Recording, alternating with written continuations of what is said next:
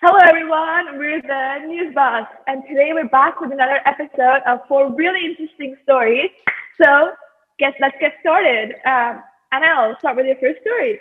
Right, that I will. And usually I like to do quite gory and sad stories, but today is quite, well, I wouldn't say festive, but it is a happier story because we're going to be talking about the Tokyo Olympics. And a lot of people like the Tokyo Olympics. I'm one of them. And so, France has officially ended the 25-game win streak of the reigning champions, the USA. The USA men's basketball team saw their 25-game Olympic winning streak ended as they were stunned 83-67 by France in their Tokyo opener. This is especially impressive with some big names appearing in the USA men's basketball team, such as captain and three-time Olympian Kevin Durant, Zach LaVine, and Jrue Holiday. Against them in the French Olympic team, members such as Evan Fournier, Rudy Gobert, and Vincent Poirier fought hard and long in their four quarters and eventually won. Evan Fournier scored 28 points for the French as the Americans, who have won gold in the past 3 games, were beaten for the first time since 2004.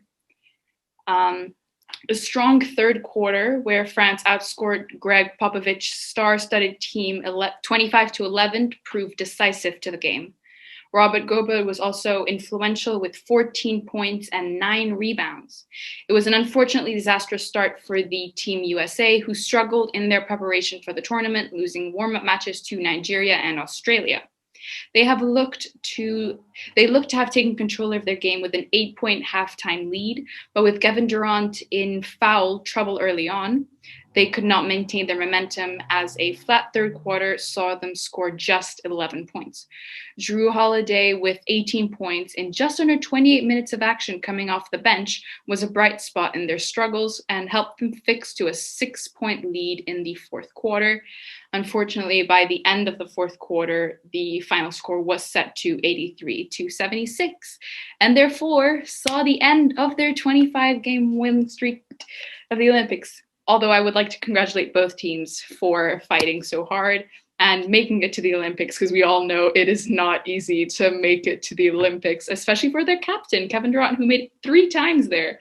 I mean, that is seriously impressive.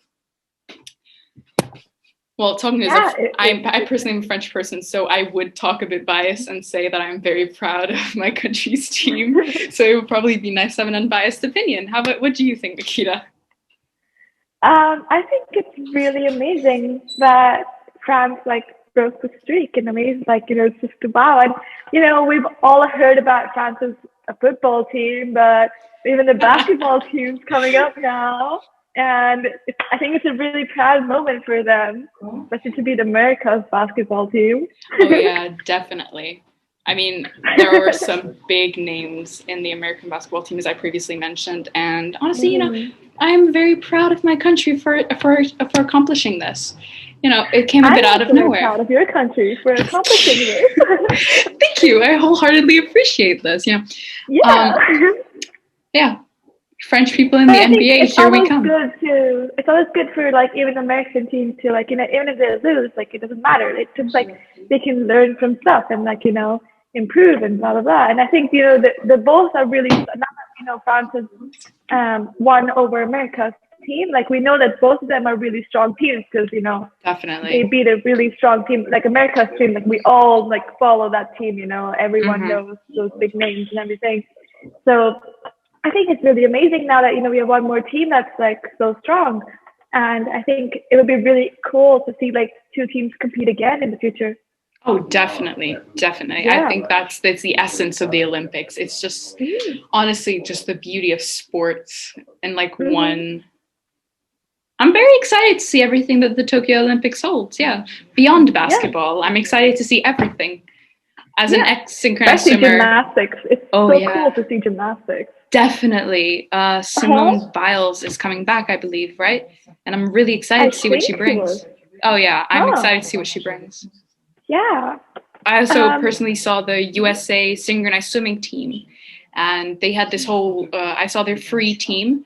So it's just basically their team routine with 8 swimmers and just their elements of choice. And they had this really cool robotic theme, and it was amazing. And I'm so excited to see the rest of it. I'm sure you are, Anna, because you I are a am. synchronized swimmer. Well, I used But to you know, be. to be honest, it's also really, really crazy to see stuff like, how people swim, how do people dance in the water? Oh my God. Oh, I feel like we're going off topic here. It started with basketball, and now we're at synchronized swimming. How did it get? It's fine, Tokyo Olympics. Woohoo. Excited to see what comes next. Yeah, okay, so let's go on with the second story. Which is your which is story? mine. Yes. So Tunisia President Kais Saied accused of coup amid clashes. So Tunisia's main political parties have accused the president of staging a coup after he sacked the prime minister and suspended parliament.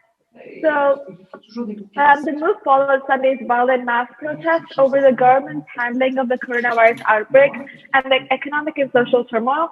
So the calls are now going for the international community for restraint. The European Union urged all political sides in Tunisia to respect the rule of law and avoid violence. These were similar appeals from the Arab League, Russia, and Qatar. Clashes among Mr. Said's supporters and opponents continued on Monday in the capital, Tunis. They threw stones at each other outside the legislature, which has been barricaded by troops. Mr. Said, an independent who was elected in 2019, has had a long-standing feud with the man he had removed, Prime Minister Hakim Makiki. Sorry if I didn't say it wrong. And Mr. Makiki has the backing of the largest party in parliament, Ennahda. The Tunisian Revolution in 2011 is often held up as the sole success of the Arab Spring revolt across the region, but it's not led to stability economically or even politically.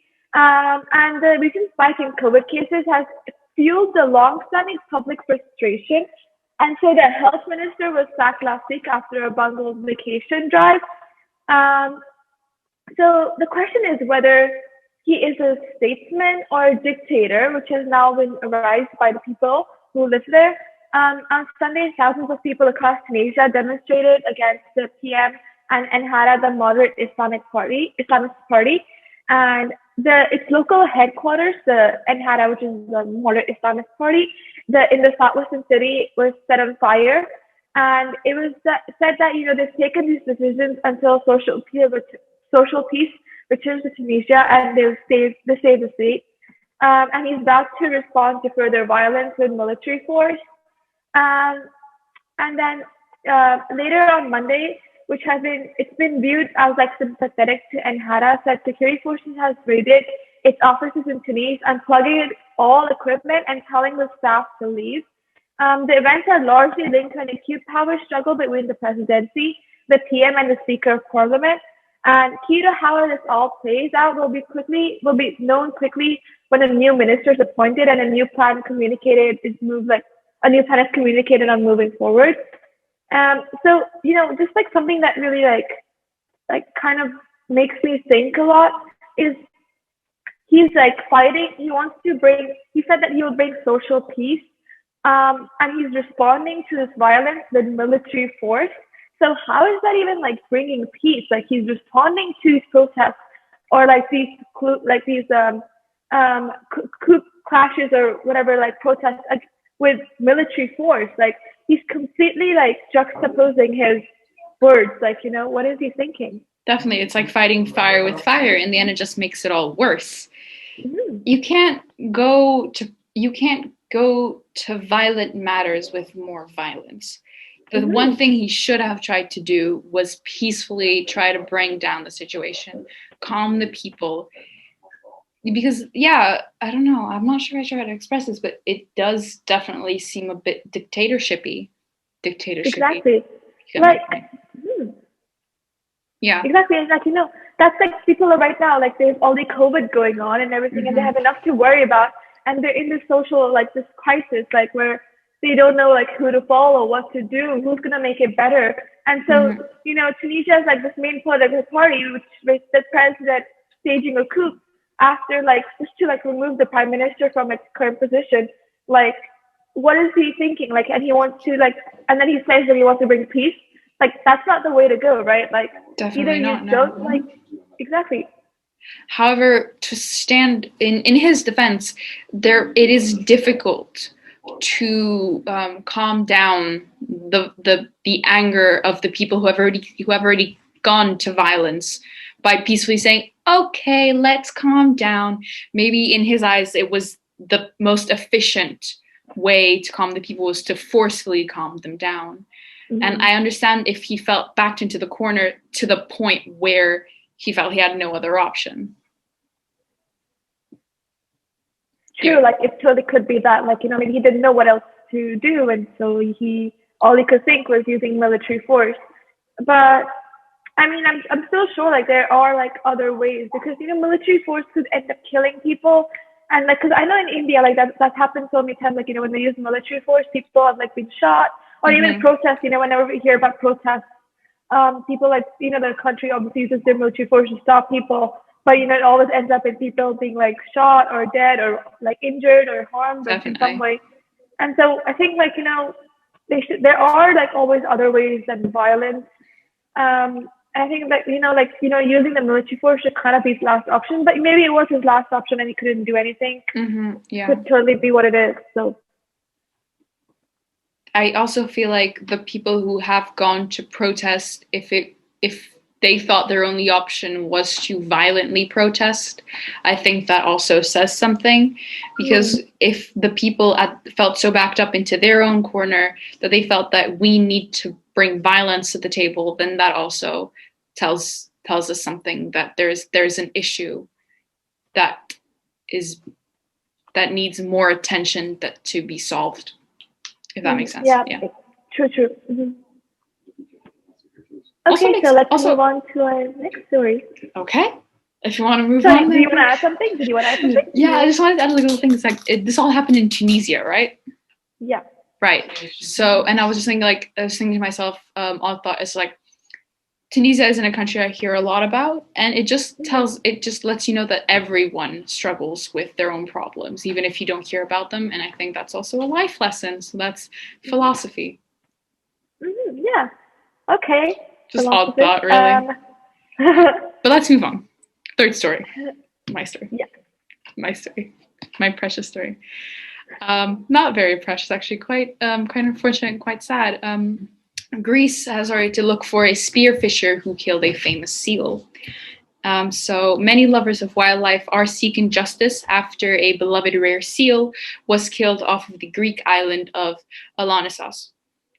Greek authorities are searching for the killer of Kostas, a Mediterranean monk seal who became the island's symbol.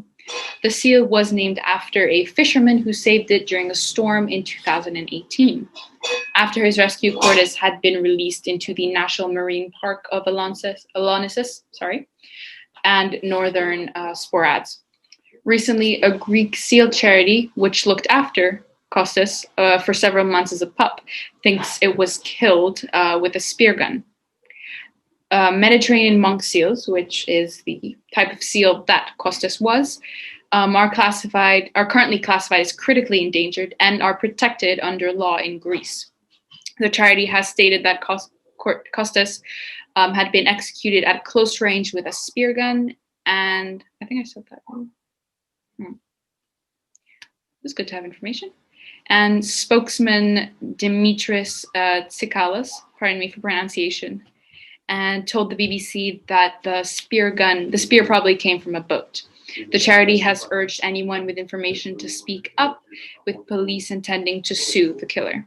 On Facebook, users have been sharing memories of seeing the seal off the coast of the island and calling the killer to be brought to justice. There are currently fewer than 700 Mediterranean monk seals in the wild, with almost half of them living in Greece, which just goes to show how important it is for these seals to be protected. So, do you think that these seals were do you think that the man who killed the seal did it on purpose, or was it just an accident? That's the one thing I don't understand. I'm not sure how it would have been an accident, however, because Mediterranean monk seals are relatively passive creatures, and they don't attack people without a reason. And it is very well known that that seal skin is quite. There are a lot of seal skin industries. Have you seen? There have been videos on social media that have flowed through social media showing how destructive the seal industry is, because they murder the animals alive. And it's not just Greece, especially not Greece, since the animals are protected by law, but it's also very common in Canada, where seals are very common. Yeah. I mean, to be honest, like when I first heard this story, I thought like it could have been an accident, but and like maybe like it's because I thought like maybe like he was just kind of like fishermen, they always like go like for fishing for fish in the sea. But I thought it could have been an accident. But now that I hear like your explanation, it's always possible that he did it. It's like he must have done it on purpose, and it's something that people like, especially since it's protected. But okay, even if it's not protected by law, it's not right. Like you shouldn't be like killing seals or any like and they are almost endangered marine life, like because I think they should be protected, and because they're all like the ecosystem's all connected, and so if one goes endangered, like it affects the other species as well.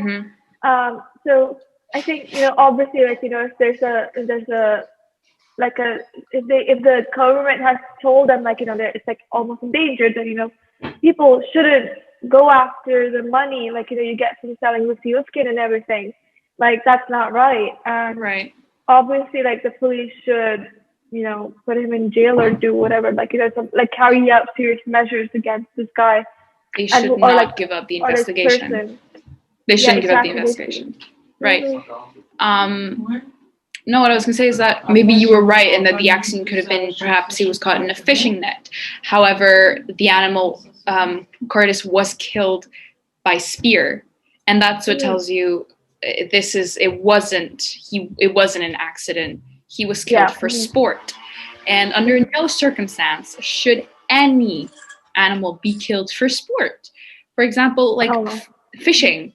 A lot of times when you go fishing, and you're not planning to eat the fish that you catch, you're not planning to survive off of the fish that you catch, the fish is released into the ocean. However, this wasn't the case. The animal was killed for sport. The Costas was killed for sport. And that just doesn't make it right. It does not make it right. It wouldn't be for any other animal. Exactly. And like, if you're killing the animal to like make people like survive off of it, and like if it's like a necessity, then it like kind of makes sense, like a little bit. But for killing for sport, like you said, it like totally does not, like it doesn't, like it's not a reason to kill an animal. Like they're living things, and like if it's an accident, that's a different thing. But if they're doing it for sport, like like you said, the spear, and like the Augustus is killed and everything, like it's definitely not right to do that. So the only time where I do find it right to kill an animal would be for survival, because even the animals themselves do that. And honestly, if it's a mean to feed yourself or feed others, then it makes sense. If it's the need to defend yourself because the animal was attacking, then it's fine. However, I highly doubt that the animal would attack a human, considering that Mediterranean monk seals feed on a large variety of fish like sardines, tuna, lobsters, flatfish, and mullets. I highly doubt that the seal came at you with the intent to physically hurt you, especially considering you were most likely on a boat. Therefore, it just doesn't make it right. I can't possibly find an excuse for the person who did this, because I can't think of one. I don't believe there is one. Yeah. And like, even if I see from different perspectives, like all I end up with is that it wasn't an accident, and it was not, like, it was definitely intentional. And there's no way that it's like not intentional. Like there's no story that he could tell that it could have been intentional, like it's not intentional. Sorry. Yeah, and honestly, when you think about it as well, if the seal had gotten close to the point where you felt it threatening, then the seal would have likely been on the boat. And I doubt that you threw a spear from your boat at your own boat. You wouldn't have the time to do that. You wouldn't have the time. Yeah. So it's likely that the seal was just chilling, living its life. The fisherman seals came don't up. Kill people. Like seals don't do that. There are sharks. There are aggressive seals, such as the leopard seals, but those attack penguins, and those are native to the Antarctic or the Arctic, but far away. Seals don't like attack people. Like I've never heard of a story where a seal attacks a person. Like I've heard sharks, but seals, no. Anyway, so that was kind of a heavy topic. It was. It's unfortunate. Yeah. Let's move on to another heavy topic. Unfortunately, however, it's important to be informed. It's important to be informed. Yeah. Okay, so the next story is about the flooded London hospitals, which are asking patients to stay away. So 2 East London hospitals have asked patients to stay away after their emergency departments were hit by flooding on Sunday. Whipps Cross, which is one of the hospitals, is without power and is evacuating 100 inpatients, and Newnham Hospital is asking patients to use other A&Es for urgent care. Ambulances are being redirected after the rain, causing severe flooding in homes, roads, and stations. London Fire Brigade says it's taken more than 1,000 flooding-related calls. It rescued people trapped in cars and is helping those flooded basements and collapsed ceilings. A spokesperson for Barts Health NHS Trust, which runs for both Newnham and Whipps Cross hospitals, said that patients are asked to attend alternative hospitals where they can. A major incident has been called across the trust. Many of the capital's roads are closed due to the flooding, including the Blackwall Tunnel and the parts of the North Circular. Stephanie Green stations remain closed, although 8 other Tube and London Overground stations have been reopened. A yellow thunderstorm warning remains in place for parts of southeast England. St. James Park in London saw 41.6 millimeters, which is around 1.6 inches of rain on Sunday, making it the wettest part of the country. Residents on the street in Woodford in East London grabbed buckets, brooms, and wooden boards to prevent rising rainwater from flooding their homes. Restaurant manager Ms. Kiva said her neighbor's bedroom was flooded and that her sons helped others to protect their homes from flooding. The A&E department at Newnham Hospital is still closed this morning, with ambulances being diverted to neighboring hospitals. As it peers through the doors of the A&E department, the entire floor is soaked as far as the eye can see. There are mops left on the floor. Security guards are guiding people away. The hospital says it will treat the most urgent admissions, but is advising people to use other hospitals until it fixes the rainwater damage. Other parts of the hospital, such as the maternity unit, remain unaffected. A further 19 less severe flood alerts have also been issued, covering most of the capital and parts of surrounding countries. So something that really worries me here is that, 2 hospitals have been closed down. And so, and they're removing patients, and during all the COVID and everything, it wasn't enough. And there was already not a shortage of hospitals and the space in the hospital. Now, all this has happened, it's closing 2 more hospitals down. And I think it also makes it harder for people in the ambulance with who need urgent care to quickly get to a hospital that's nearby to them. Because the whole point of being in an ambulance is that you get to a hospital that's really close, so you can get there quickly and get urgent treatment. But this makes it really hard. So that's what really concerns me. Yeah, definitely. And I think that the hospitals are going to have a harder time already, because they're going to have to start denying more and more patients because a fourth wave of COVID is definitely incoming with the new Delta virus that we spoke about last week. Not last week, in our last podcast, we spoke about the Delta variant, and it's just going to keep getting worse. And if hospitals keep being forced to deny patients, their death rate is going to skyrocket, because people can't, sometimes they just really need the help and they can't handle everything alone. Honestly, it's quite sad because the hospitals don't like denying patients. They hate it because after all, they thrive on saving lives. They don't Yeah. it's not their job to deny people who need help. Mhm. And Especially these two hospitals were like emergency hospital, like they had the emergency sections, and so those are like the so important. ambulances. Exactly, it's really important. And so like to close down these two major hospitals with the emergency, um, you know, Emergency wings. like yeah, emergency wings, it's gonna be really hard for ambulances and even the hospital. They're probably like thinking, oh my god, like what do we do with the patients? Some of the patients can't just run away when the water floods in. So And it's patients must like also they're be probably rather like thinking patients must also exactly. be very, very stressed out because they're Mhm. thinking, oh my gosh, what is going on? And the hospital's flooding. Can we not trust our hospitals anymore?